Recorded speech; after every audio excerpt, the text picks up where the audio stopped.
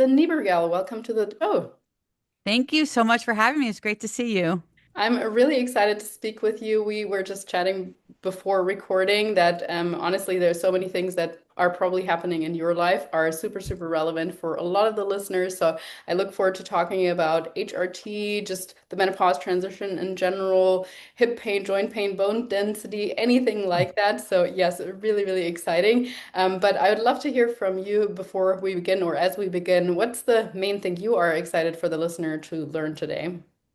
I think the big takeaway I'd like people to go away with is that it's never too late to make a change, to lose weight, build muscle, get on HRT, that too.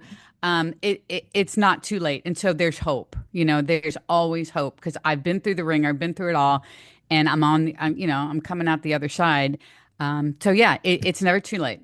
I think that's a great message. And sometimes we hear, I've tried it all, nothing is Yeah. working. Well, if Yeah. you would have tried it all, then you probably would have found a solution. So people keep looking, keep searching, keep putting in the effort, and it will pay off eventually. But I'd love to hear a little bit of your background story, how you got into nutrition and fitness coaching. Yeah. So I've been doing this now for 20 years. I mean, I don't know, 20 some years maybe. I don't even keep track of time anymore, to be honest. When you get to this age, it's like decades. So a couple decades, maybe. I don't know. I was a school counselor for 30 years. I've been retired now for about 10. And when I was as a school counselor, I just loved going to the gym. And I started, like a lot of people, with classes, the fun, energetic, a lot of step aerobics, a lot of hooting and hollering, and a little bit of weights at the end, that kind of thing. That kept me going back to the gym. And then I would look over at the free weight area and I'm like, oh, look what they're doing. That looks kind of fun. Started working with trainers. And then I kind of shifted over to working with trainers at a gym and did that for a long time. Learned a lot. And things were way different back then than they are now. But it was what got me into the gym all the time, working with different people, started to love it. So if you fast forward a little bit, I ended up wanting to get certified because I was a school counselor. So I'm like, I talk to people for a living. I love doing that. I love being in the gym. I love to educate. I'm in education. So these all kind of fit together. It was kind of a great marriage for me at the beginning there, because I was working with people hands on, in person, part time while I was still doing my school counseling. And that eventually led to building an online business. And I kind of used my school teacher friends as my guinea pigs there at the beginning, kind of doing training sessions with them after school. And that program actually grew very quickly and very big. There's a huge need. Teachers just love that. And it was in their school. They didn't have to go anywhere. They could just, after the kids left, come down, get their workout on, and go home.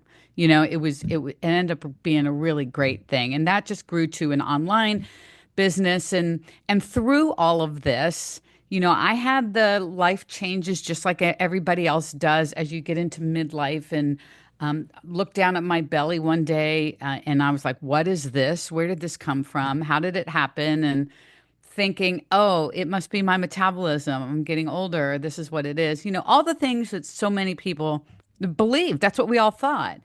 And I, of course, go gets, testing done and everything's fine. My doctor just looked at me and said, if you want to lose weight, you have to eat less. You have to focus on your nutrition. And I'm like, what?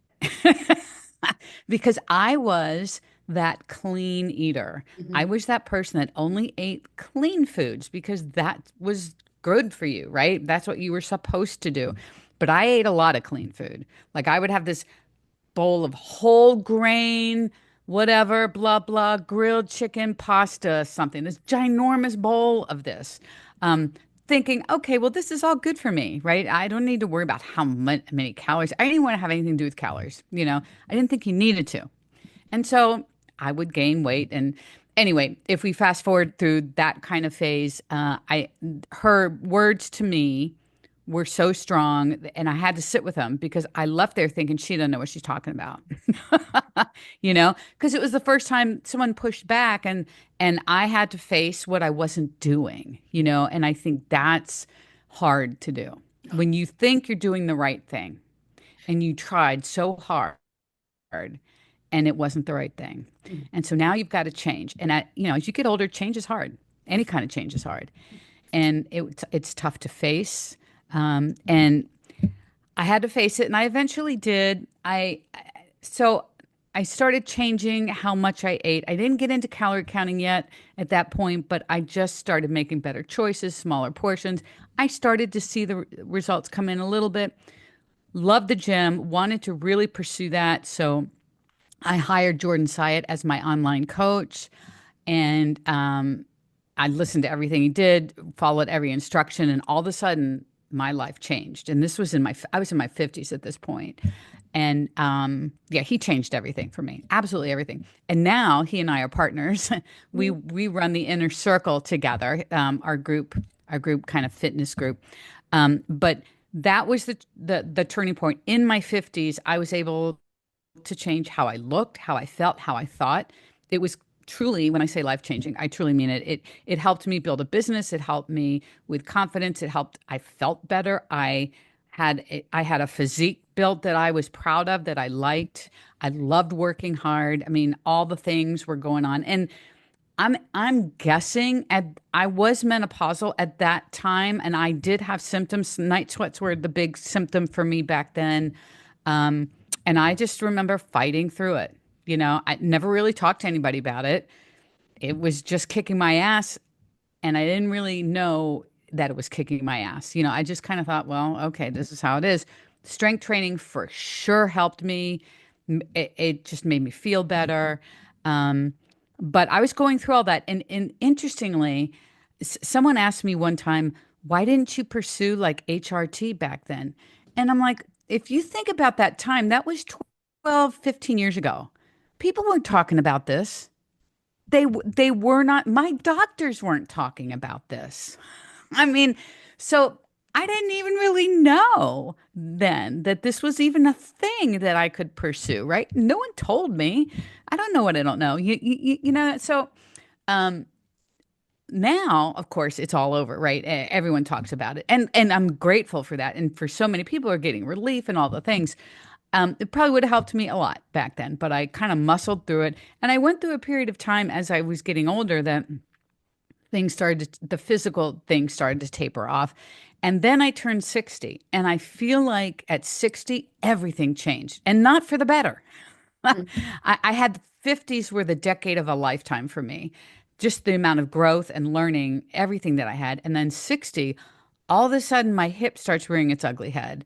And I'm like, what is going on? And over a couple of years, that just got worse and worse and worse.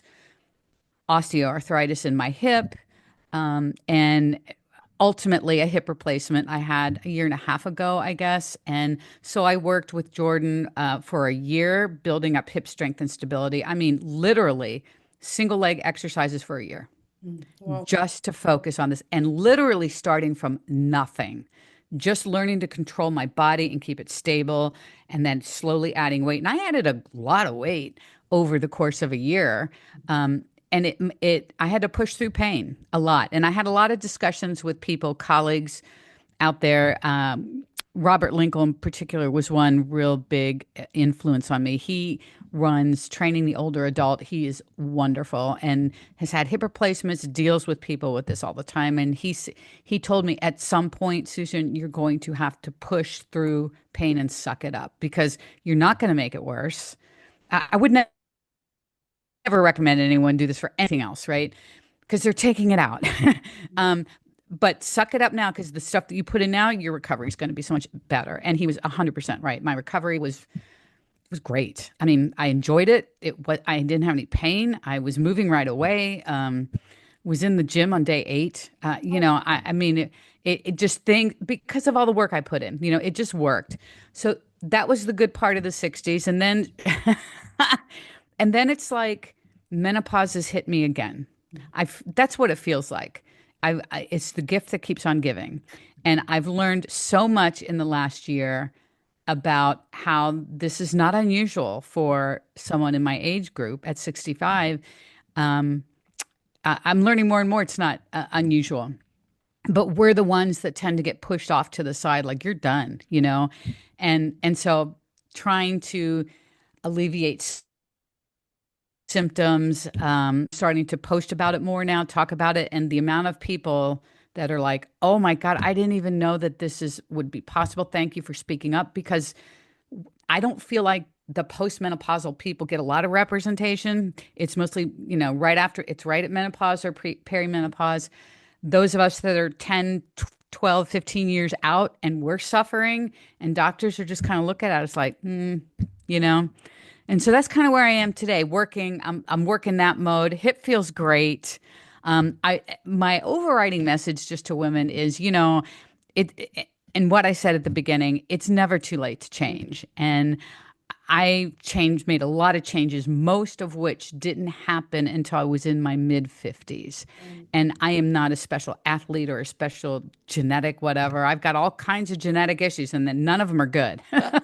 you know, none of them are good. So I'm having to work against things if you want to go down that road. But yeah, I mean, I am the one that likes to learn, that likes to work hard, try new things, and then carry the message, kind of lead the way, and say, you know what, you guys, if I can do this, so can you.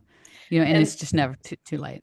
yeah, Susan, thank you so much for giving us a background story. And honestly, that is so obvious on your social media that you just want to share and you just want to help like people that are in a similar situation. So anybody listening who is not following Susan on social media, I highly recommend you go and check it out simply because A, it's motivating, B, you're very vulnerable and transparent. And exactly like in this conversation now, you're just basically saying like, hey, I'm not special. You can do it too. And I think that's a message really everybody needs to hear. And there were so Yeah. many things that I want to touch on or that basically also resonated with me because I too, before learning about macros and everything else, thought, oh, I'm eating clean. Why don't I look like I lift, or why don't I look defined? Or and that was, I was half a cup of olive oil over my Yeah. salad, salmon, nuts, seeds, eggs, whatever for breakfast, a 900-calorie bowl. Oh, okay, big surprise, you Yeah. know. Yeah. So I always recommend to anybody at least for a certain amount of time to track their food, and even if it is at maintenance or so, it's so educational more than anything. I really think this is such a good eye-opening tool that helps people for the rest of their lives to learn about what's a good protein source, what isn't really, and so on. And I also wanted to say, I actually, of course, for you at the time, probably would have loved to have found HRT earlier.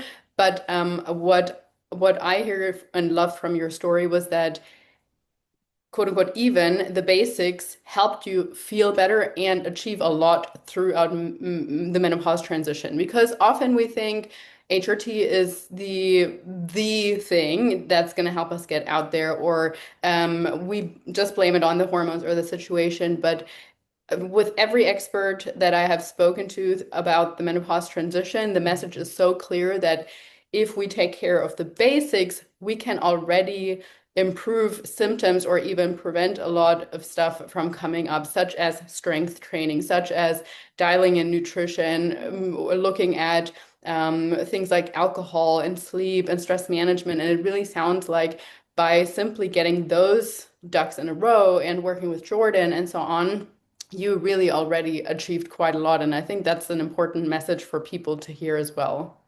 Yeah, I'm glad you pointed that out because I feel very strongly the same. That back then, not even really knowing about HRT, I was trying to help myself just by putting in being consistent with my workouts, trying to starting to prioritize sleep in a way that I hadn't maybe before, working on that, making sure my nutrition was on point. I wasn't super strict. I wasn't trying to lose weight during part of it I was, but most of the time I've been in maintenance and just kind of learning to eat to feel better, and just keep my weight kind of in check a little bit. And then my goal was really, I focused more my goals, and this was super helpful for me. And maybe the thing is, I gave myself training performance goals. That's was my focus. Getting a chin up was my first big training goal when I first started with Jordan. That was the one thing I wanted to do more than anything because I was the kid in elementary school that we had to do these hanging tests where you hang from a bar. I couldn't do it ever. And I remember that.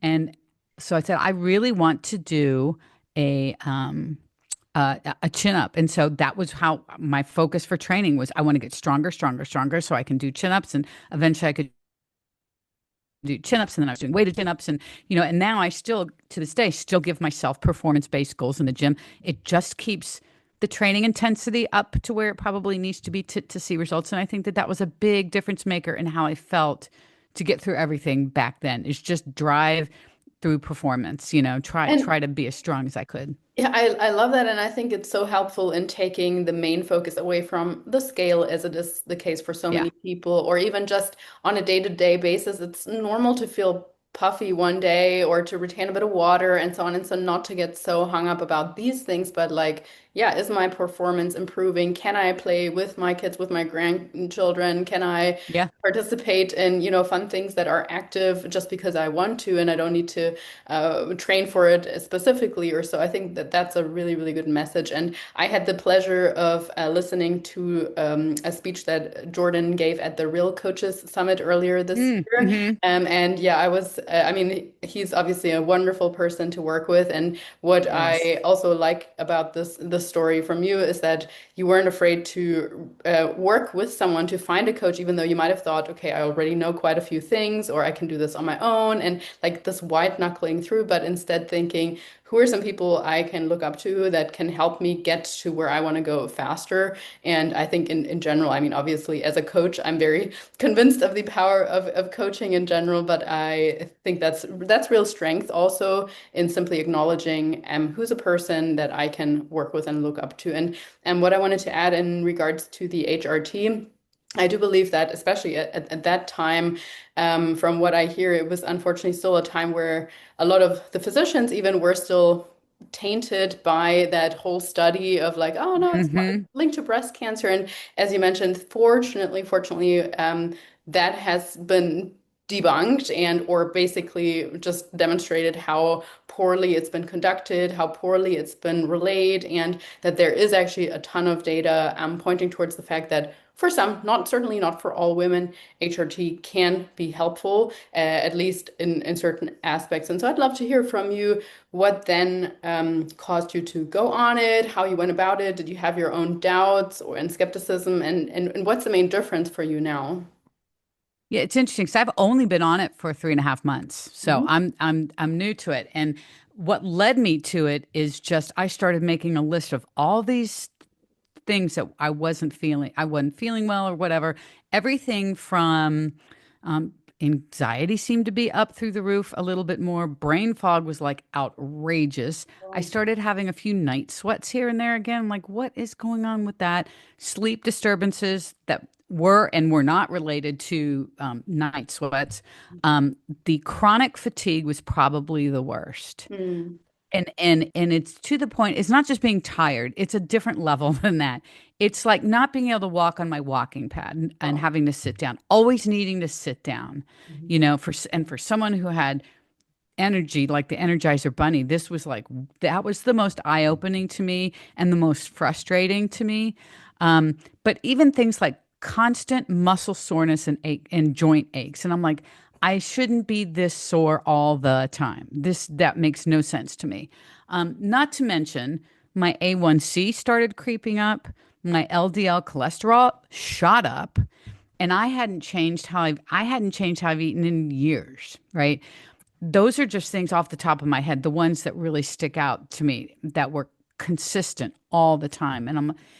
I started looking into everything, HRT, and just doing a lot of research on my own. Obviously, came across the Women's Health Initiative study that scared everybody. And I think of my poor mom who suffered probably needlessly at that last half of her life, makes me so angry actually.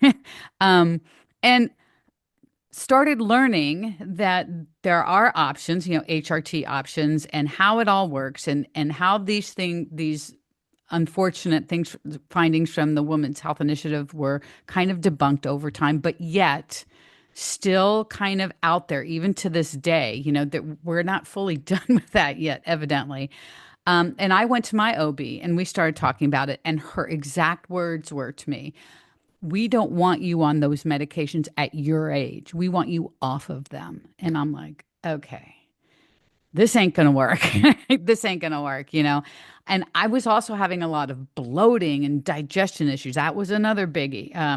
The gut relationship, and which is what I went to her for because I checked all the boxes for ovarian cancer, and I'm like, I ain't gonna, chance this. And so we went.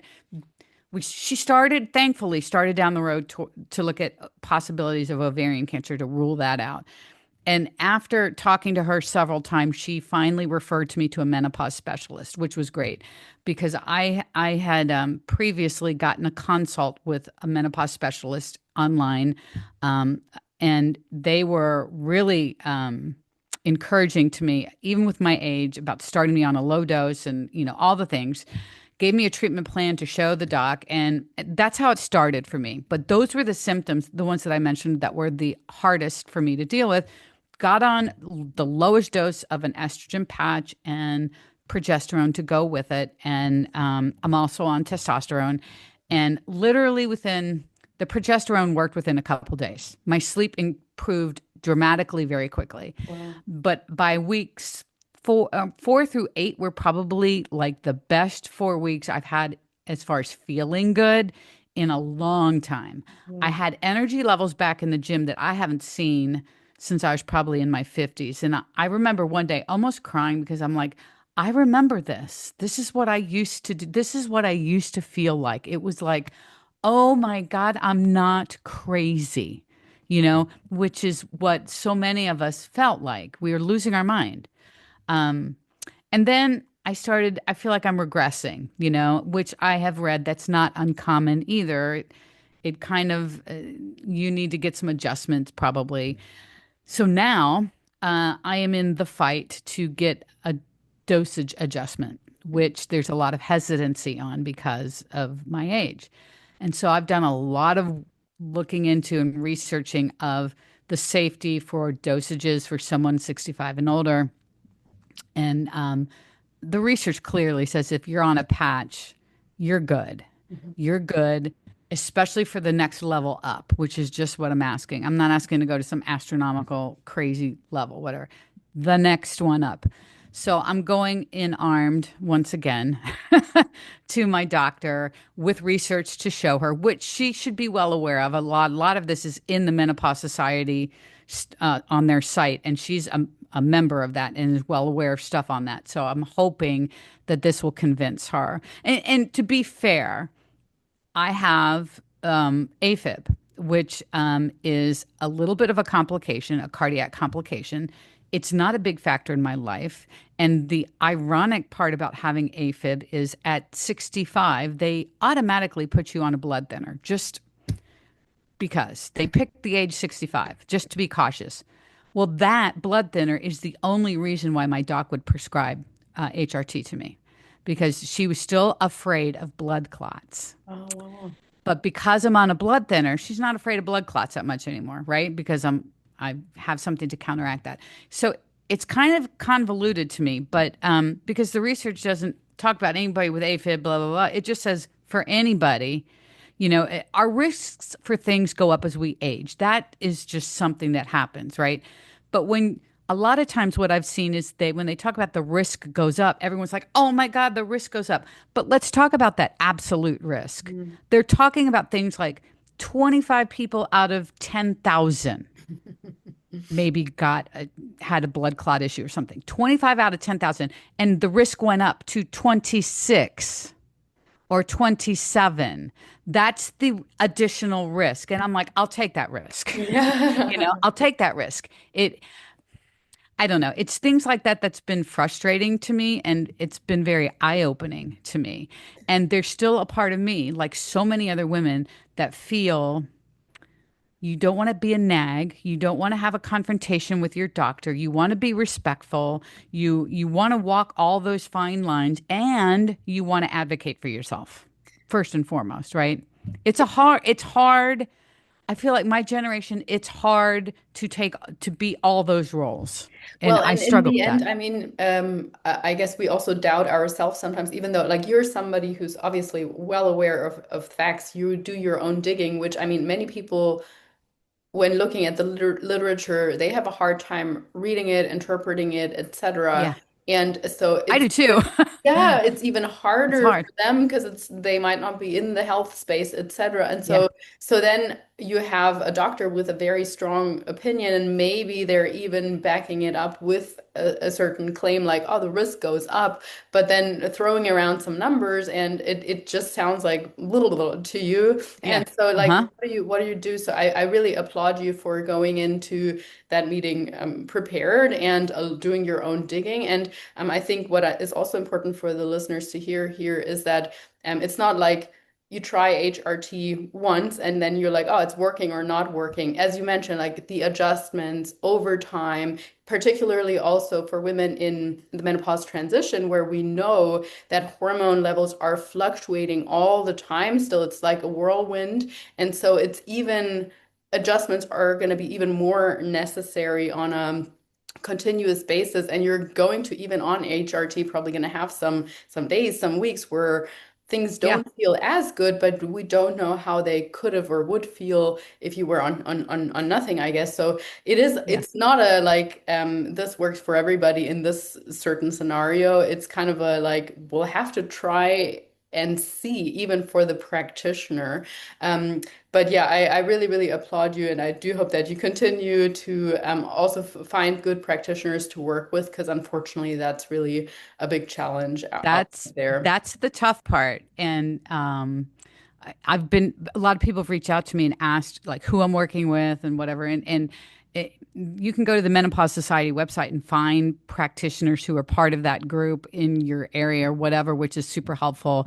And I just want to also comment that even I mean I'm one thing I have done, which anybody can do, that you don't have to get into the research, is I'm keeping literally a log of my symptoms every Awesome. single day, and Mhm. I'm logging the things I'm tracking. How many hours of sleep did I get? How do I feel when I wake up? Like, am I energized? Am I sluggish? How is that? How am I moving? I'm tracking brain fog. I'm tracking anxiety. Do I feel anxious? The muscle aches and soreness. I'm tracking just some basic stuff every day. And I wish I could say I had this nice spreadsheet, and I just no, I just literally write it. And I have now compiled. For instance, I'm taking to my doc now 2 weeks in a row of waking up every day after 8 hours or more of sleep, feeling exhausted and feeling like I'm dragging myself through mud until I have to force myself. And this happened today. I also do jujitsu, Mhm. and I had jujitsu today. And I'm sitting at the table in the morning going, I don't know how I'm going to do it. How am I going to do it? I can't even sit upright right now. Mhm. But I forced myself to go. Driving all the way there this morning. I don't know how I'm going to do this. Don't know how I'm going to do this. I get there early and really warm my hip up, and my shoulder's been bugging me. So I take a lot of time to warm up. And literally, we start drilling.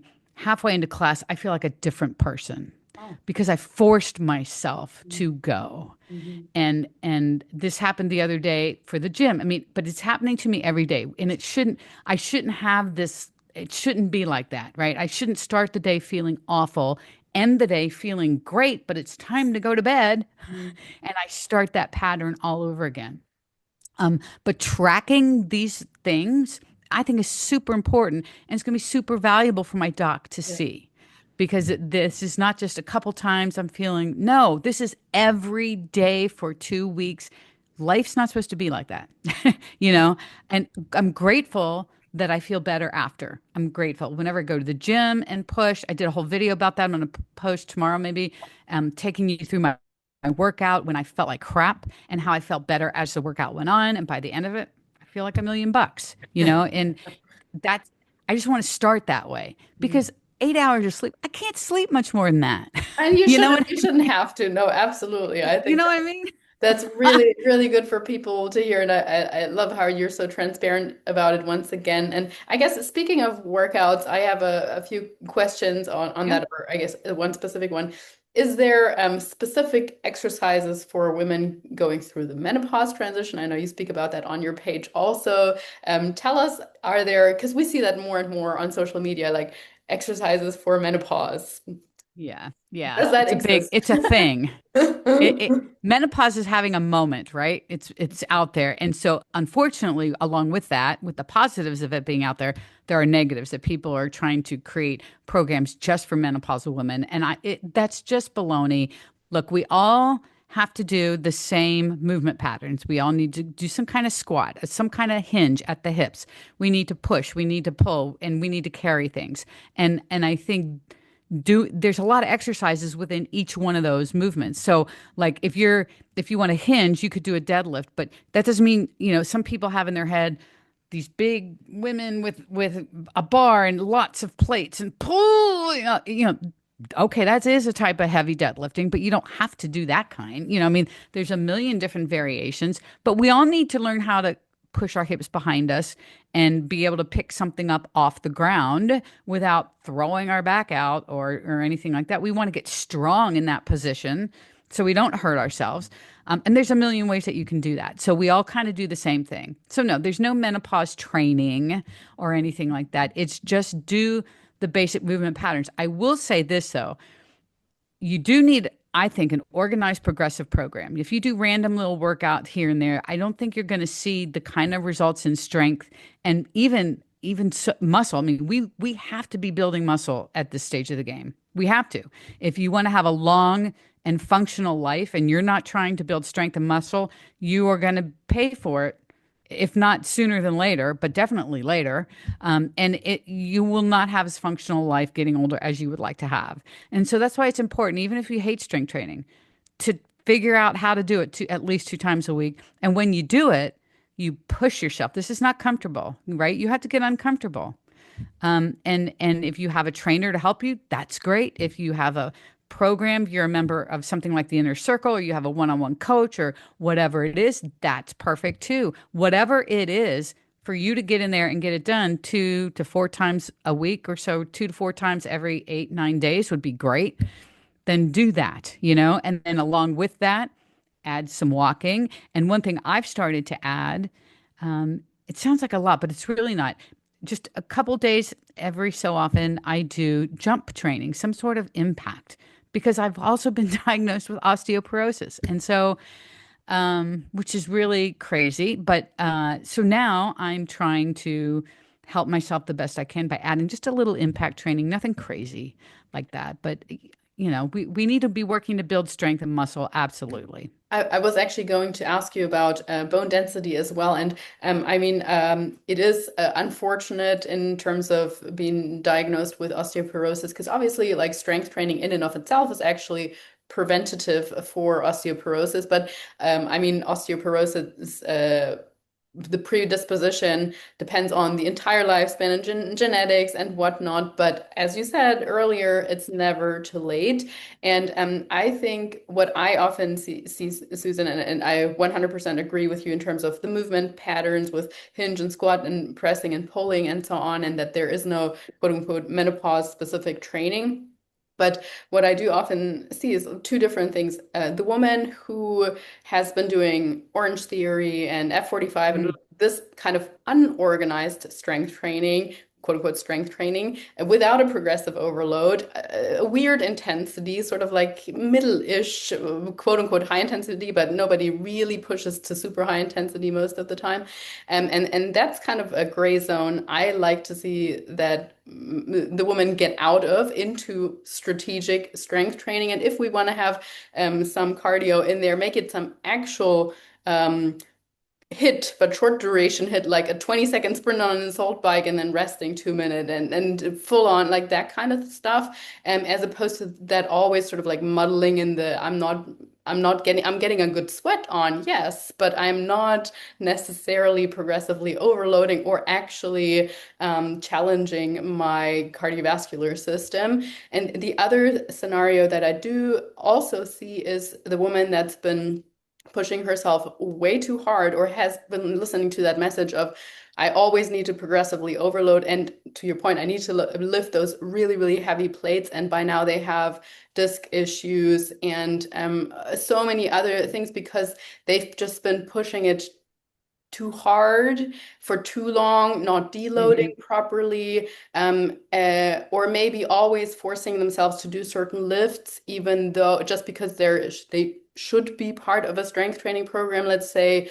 In your case, you specifically said for an entire year or so, you were doing only single leg stuff. And someone else might have thought, I can't do that. I need to do proper barbell squats and deadlifts because there should be in there. So I've worked with that woman before too, and it's like, no, it's okay Yeah. to dial it back for some time. Yes, the overall overarching message is we should be progressively overloading, but in your case, that looked you were still overloading, but in a very different sense. You weren't forcing yourself to lift, I don't know, 200 pounds or whatever during that time. So I think it's important for both of these groups of people to hear the message that it still needs to be individualized. Yeah, overall, we all want to be doing the same good strength training, but there is no one rule fits for all. Yeah, amen to that. Amen to that. Yeah, I think people kind of fall into this. I have to be lifting like with a barbell. You don't ever have to touch a barbell if you don't really want to. It's so funny because I think my barbell days are coming. Yeah, I mean, I did some pin pull deadlifts the other day, and that's probably as barbelly as I'm ever going to get anymore. You know what I mean? And it's fine. It doesn't mean that I can't build muscle or build strength because I'm not using a barbell. And I think those are old thoughts that we kind of got ingrained earlier on, and Unfortunately. now we're seeing it, yeah, there's more flexibility in the industry. Maybe back then there wasn't as much, and so there's a lot of opportunities to build strength and muscle, and it's just a matter of consistent effort, Mm. um, and progressive overload, which also can. I mean, progressive overload is just improving what you're doing, right? And that can be via weight. That's the most common. We always want to try to increase weight, and I swear to you, I feel like women don't push themselves enough. They're stronger than they give themselves credit for, and unless you and I are standing right there with somebody, they may not choose to take the next weight up. When I would go right to that next weight, if it were me exercising, I'm the kind of person, if I do one set and that felt kind of good, I'm going to the next, waste any time wondering if I could. No, I'm gonna do it. And so I may not get all the reps. That's okay. Now I know where I stand though. Let's say I had 8 reps and I got 5 pretty well and I couldn't get the last 3. Cool. My goal now is to get all 8. And then I keep pushing that envelope. And some people will sit there and wait until they get all 3 sets perfectly at a certain weight. And I'm like, you have wasted your time. Push the envelope because you're going to surprise yourself at how many reps you can get with that next weight. And then eyes open, they're like, oh my God, I had no idea. Hmm. Absolutely. Yeah, You're stronger than you think.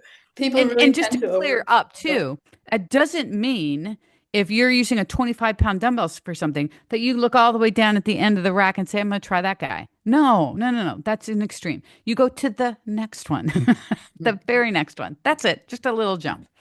I really like that concept of just trying, even if you don't get to the required rep range, because most people overestimate their rate of perceived exertion or Hmm. RIR, and they think, oh, I'm only one away from failure. Sure, sure. And then if you actually push them to the level they're like 5 more, 6 more, or whatever, you're like, look what you were able Look. to do. So yeah, I think women are more guilty of that than men, perhaps, or maybe I'm mistaken by that, but that's would be my general estimation. Hmm.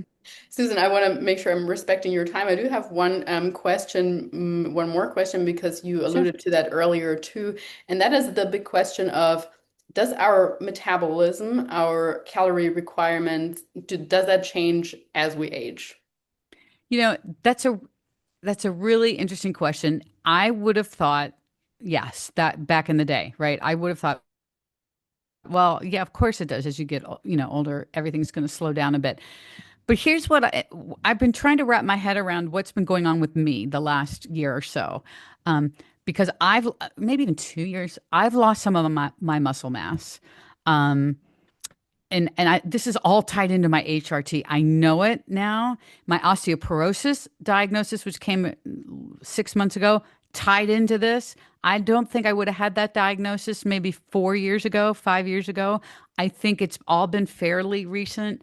All of this to say that when you lose muscle mass and you lose bone density, yes, your metabolism is going to slow. And it's not just your basal rate really doesn't slow as we age. And I think we've seen that in some research, right? Just what it takes for you to live and breathe and do all that. But if you're losing muscle mass and you're losing bone density, both of those are metabolic, all right? And they both help your body run efficiently. And if you start losing that, yes, your metabolism will slow. So that now what that means, it doesn't mean you can't lose weight if that's your goal. It just means that you would eat calories here to lose weight. Well, now you may have to go down to here. And the cool thing about this is, though, that you can change that, right? If especially if you could get your DEXA scan, your DEXA bone scan prior to age 65, which is kind of the standard, which is outrageous to me.